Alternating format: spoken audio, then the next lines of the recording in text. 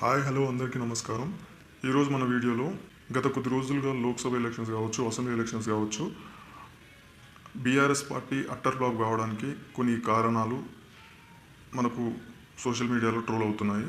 So దాంట్లో ముఖ్య కారణాలు ఏమనుకుంటున్నారో ఈరోజు మన ఇంటర్వ్యూలో ఒక వ్యక్తిని అడిగి తెలుసుకుందాం. ఆ వ్యక్తి ఏమంటాడో, అతని అభిప్రాయం ఏంటో చూద్దాం. హలో సార్, నమస్కారం. నమస్తే సార్. చెప్పండి సార్, తెలంగాణలో బీఆర్ఎస్ పార్టీ నామరూపాలు లేకుండా పోతుందని మీరు అనుకుంటున్నారా? అసలు దీనికి గల కారణాలు ఏంటో మీ మాటల్లో ఏమైనా ఎక్స్ప్లెయిన్ చేయగలుగుతారా? చాలా చక్కటి ప్రశ్న వేశారు సార్, చెప్పగలుగుతాను నేను. తెలంగాణ అస్తిత్వం మీద 2001లో ఏర్పడ్డ పార్టీ తెలంగాణ రాష్ట్ర సమితి అనే పేరుతోటి తెలంగాణ ప్రజల మనసులను దోచుకొని 10 ఏళ్ళు పరిపాలన కట్టబెట్టింది. ఏ ఎలక్షన్స్లోనైనా సరే తెలంగాణకు పూర్తి మెజారిటీని ఇవ్వడం జరిగింది. మహామహులనే ఓడించడం జరిగింది. తెలంగాణ రాష్ట్ర సమితి పార్టీ నుంచి ఎవరైతే ఉన్నారో, అంటే కోమటిరెడ్డి వెంకటరెడ్డి కావచ్చు, జానారెడ్డి గారు కావచ్చు, సో చాలామంది ఉన్నారు. ఇంకా నల్గొండ నుంచి, ఖమ్మం నుంచి, మహబూబ్నగర్ నుంచి ఎంతో మహామహులే ఓడిపోవడం జరిగింది టీఆర్ఎస్ అభ్యర్థుల చేతిలో. సో అలాంటి బీఆర్ఎస్ పార్టీకి ఇప్పుడు అసలు మనుగడ లేకుండా పోతుందనడానికి ముఖ్య కారణం ఏంటంటే తెలంగాణ అస్తిత్వం మీద, తెలంగాణ సెంటిమెంట్ తోటి, తెలంగాణ గౌరవంతో ఏర్పడ్డ పార్టీ తెలంగాణ అస్తిత్వం కోసం కాకుండా తన సొంత అస్తిత్వం కోసం, తన కొడుకు అస్తిత్వం కోసం, తన కూతురు అస్తిత్వం కోసం కేసీఆర్ గారు ఎప్పుడైతే టీఆర్ఎస్ని బీఆర్ఎస్గా ఎప్పుడైతే మార్చారో అప్పుడే జనాలకు నమ్మకం సన్నగిలిపోయింది.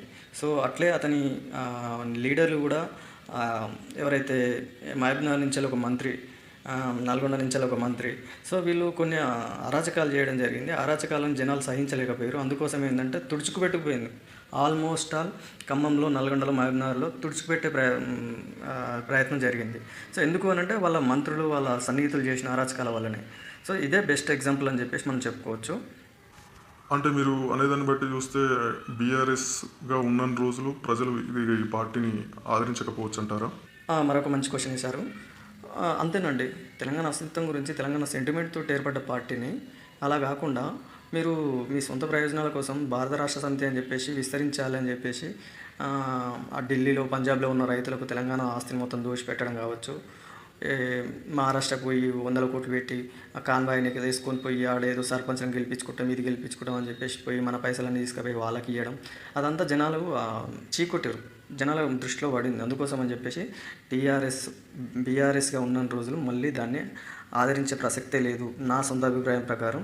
సో ఈ వీడియో చూస్తున్న వ్యక్తులు కూడా వాళ్ళ సొంత అభిప్రాయాలను కామెంట్ రూపంలో తెలియజేయగలుగుతారు.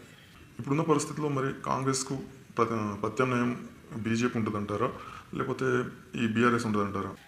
మరొక మంచి క్వశ్చన్ వేశారు. యాక్చువల్గా చెప్పాలంటే ఈ అసెంబ్లీ ఎలక్షన్స్ నుంచి కూడా, కాకపోతే బీజేపీకి 8 సీట్లు వచ్చినాయి అసెంబ్లీ సీట్లు, కానీ ఈ లోక్సభ ఎలక్షన్స్ తర్వాత ఒకవేళ అసెంబ్లీ ఎలక్షన్స్ వచ్చుంటే బీజేపీ మంచి పట్టు సాధించి ఇంకో 20-30 సీట్లు ఎక్కువ గెలుచుకొని ఉండొచ్చు అని చెప్పేసి నా అభిప్రాయం అనమాట. ఎందుకనంటే మోడీ హవా అనేది లోక్సభ ఎలక్షన్స్లో ప్రత్యక్షంగా అందరు చూశారు. 8 సీట్లు, 4 సీట్ల నుంచి 8 సీట్లు, సో 7% నుంచి 16-15% వరకు ఓటింగ్ షేరింగ్ కూడా సొంతం చేసుకోవడం జరిగింది. సో గెలిచిన ఎంపీలు కూడా చాలా మెజార్టీతో గెలవడం జరిగింది. సో అన్ని చోట్ల కావచ్చు. ఇప్పుడు కాంగ్రెస్ గెలిచింది 8 సీట్లు, అంటే మన బీజేపీ గెలిచింది 8 సీట్లు.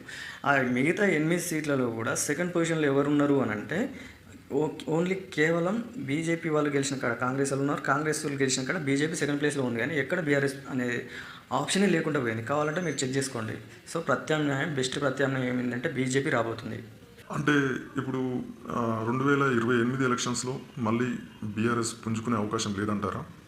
ఇంకెక్కడ పుంజుకోవడం అండి, పార్టీ మొత్తం ఇట్లే బీఆర్ఎస్గానే కంటిన్యూ అయ్యింది అనుకో, టీఆర్ఎస్గా మార్చకుండా భారత రాష్ట్ర సమితి, నేను అక్కడ ప్రధాని అవుతా, నేను ఇక్కడ ప్రధాని అవుతా, ఈ జట్టుతో వీళ్ళతో జట్టు కడతా, వాళ్ళతో జట్టు కడతా అని చెప్పేసి కేసీఆర్ అన్నన్ని రోజులు ఆయన పరిస్థితి ఇంతే విధంగా ఉంటుంది. ఎప్పుడైతే బీఆర్ఎస్ని మళ్ళీ టీఆర్ఎస్గా చేసి ఫుల్ ఫ్లెడ్జ్డ్గా తెలంగాణ ప్రజల కోసమే అతను కనుక పాటుపడినట్లయితే మళ్ళీ ఒకవేళ ఇస్తే అవకాశం ఇవ్వచ్చు.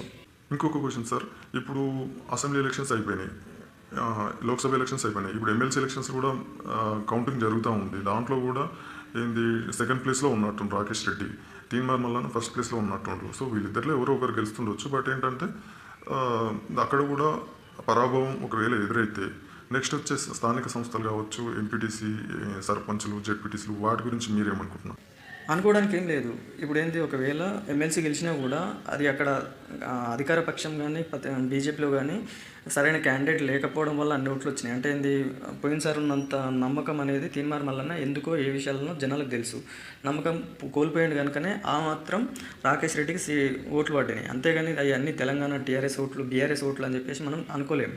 అక్కడ సరైన క్యాండిడేట్ లేడు కనుక. సో ఫస్ట్ టైం నిలబడ్డటువంటి ఒక అశోక్ సార్కే 26,000 27,000 ఓట్లు పడ్డాయి. అంటే ఏంటి, అక్కడ క్యాండిడేట్స్ అనేది నచ్చలేదు కనుకనే ఇప్పుడు అతను పడ్డాయి.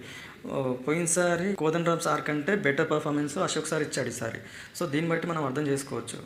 స్థానిక సంస్థల ఎలక్షన్స్ అనేసరికి ఇప్పుడు సర్పంచ్ అనేసరికి అది ఓటు సింబల్ మీద పోటీ అయ్యారు కనుక మేబీ ఒకవేళ సెంటిమెంట్ మనోడు మన పార్టీ అని చెప్పేసి జనాలు ఆదరించవచ్చేమో. కానీ అదే మళ్ళీ ఎంపీటీసీ జెడ్పీటీసీ వచ్చే వరకు అలా సింబల్ ఉంటుంది కనుక మళ్ళీ దాన్ని అట్టర్ ఫ్లాప్ అయిపోతారు.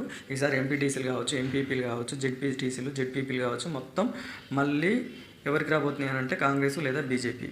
2028 ఎలక్షన్స్ వరకు బీజేపీ పుంజుకొని నెక్స్ట్ ఎలక్షన్స్లలో, అసెంబ్లీ ఎలక్షన్స్లో సీఎం సీట్ను కూడా కైవసం చేసుకునే అవకాశం లేకపోలేదు. ఇది రాసిపెట్టుకోండి. సో ఈ వీడియో మీద మీరేమనుకుంటున్నారు కామెంట్ చేయండి.